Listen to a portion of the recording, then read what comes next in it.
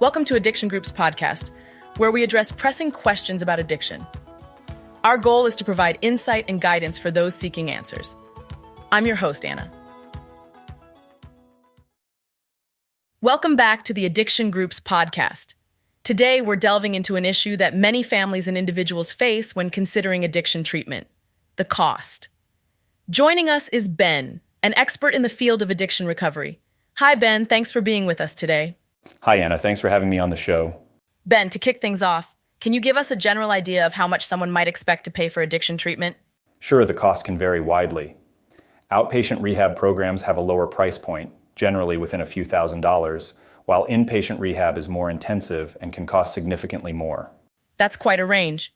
And what about those struggling with opioid addiction and the cost of medically assisted treatment programs?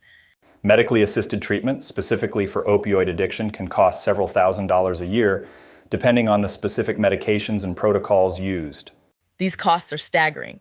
Can you comment on the national economic impact of addiction?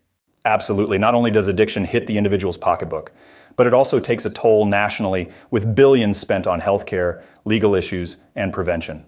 But even with those high costs, treatment is still an investment, right? Definitely.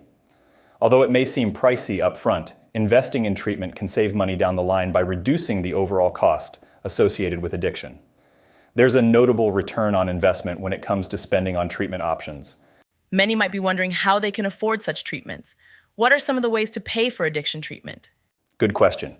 Health insurance is the first place to check, since many providers cover part of addiction treatment.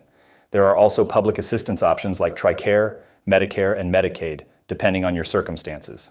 What about those who might not have enough insurance coverage or aren't eligible for these programs? In those cases, there are alternative avenues like using credit cards, personal loans, or even borrowing from friends and family.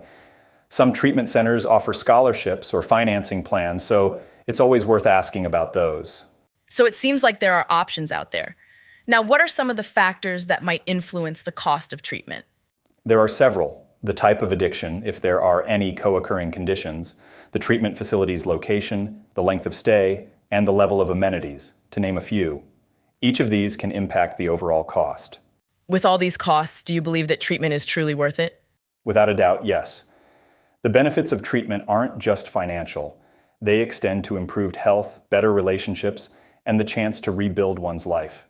It's hard to put a price on sobriety and the well-being it brings to individuals and their families.